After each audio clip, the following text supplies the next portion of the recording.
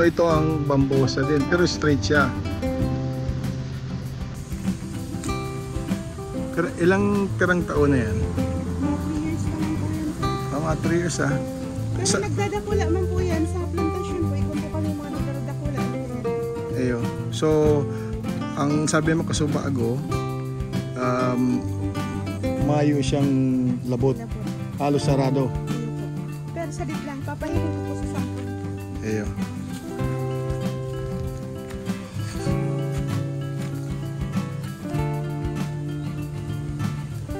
Bambosa. Ang kuya na ini ang bambosa seedlings. So bako ning ataman no mare ano. Pag bagong tanom lang po sir, didiligan mo po pero semana. Ayun. Dilig mo. Anong tig-abono mo kayan? Ano po sir, chicken manure. Chicken man. Pagtanom ko sabay ko na. Sa ilalim po sir, pinagdaan. Ayun. Kano kararo mo yan? Aros dikit ba lang ano? Dikit lang man sir, mapuno lang dikit. Okay. Tapos ang nararo man po yan. Ayun. Ayun. Itong mga seedlings ko yan, sarit pa na si iron. Sa dito po. Oo.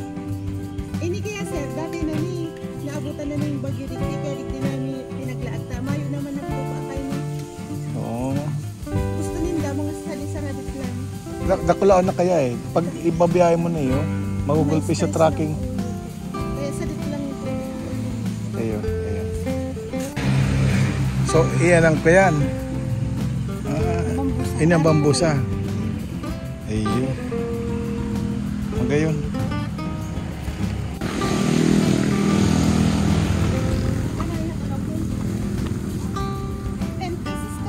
Yeah.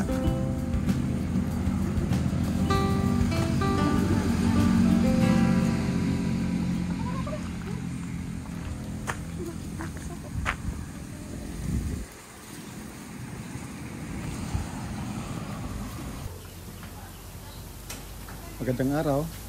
Nandito tayo ngayon sa Bula Bamboo Farm at kumukuha tayo ng bamboo para gawin natin windbreaker. So sa ngayon, ginawa ko is tatlong varieties. Yung kumuha ko ng iron bamboo, yung giant bamboo, and then nakita ko sa site yung bambosa na variety ng bamboo. Wala siyang yung kanya, yung cross section niya halos sarado, wala siyang butas. So nagdagdag ako ng bambosa. So ito yung kinuha natin dito, dala natin ng ating paboritong sasakyan, my toy. So yun, ito ang farm ng Bula Bamboo Farm. So nagbigay din sila ng freebies na bamboo kay ma'am. Thank you kay ma'am sa kay sir. So pakita ko lang, ito yung site ng kanilang nursery farm. May mga fully grown na rin na bamboo.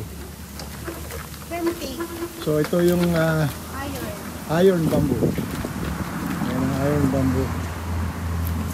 So kumuha ko ng 20 iron bamboo, 20 na giant bamboo, and then 10 na bambosa, at nagbigay din sila ng freebies. So I'm happy about that.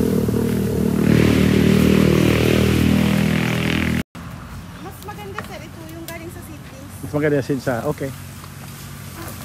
At least wala siyang putol ano.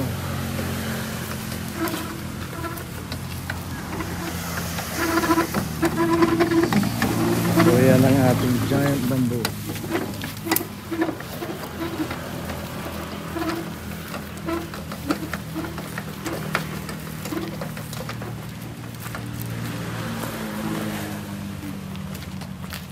$20 po to sir. Yeah, 20 piece ba yan? So yan, masisipag ang mga staff nila dito sa Bula Bamboo Farm. At mayroon silang dress code green. Yan ang napansin ko dito, may dress code pala sila.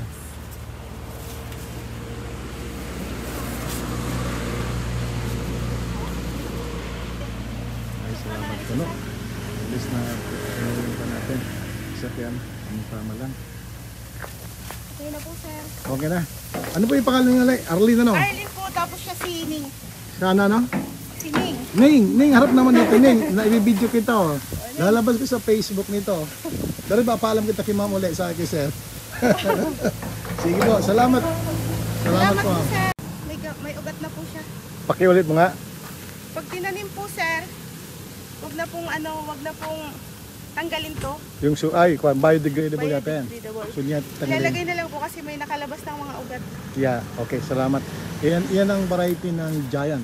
Giant bamboo po. Giant bamboo. Okay. May ano po kami, sir, dito may buto. Buto ah? Buto ng kawayan. Hindi pa ako nakakita ng buto ng kawayan. Yan po, namulaklak. Namulaklak po siya. Ayun po. Yan. Hindi ko makita. Alin ba yan ng buto? Ito na po sa sir, oh. Nilaglag na dito. Ah, ito. Parang Ito na. pan siya. Ito na, parang palay. Palay. So yan pala yung buto ng kawayan. So gumagamit kayo ng net, ha? Kaya nilagyan ng net. Para Malalaglag po yan. Tapos lilipa rin kasi magaan okay. lang. So ito, anong variety ito ng bamboo?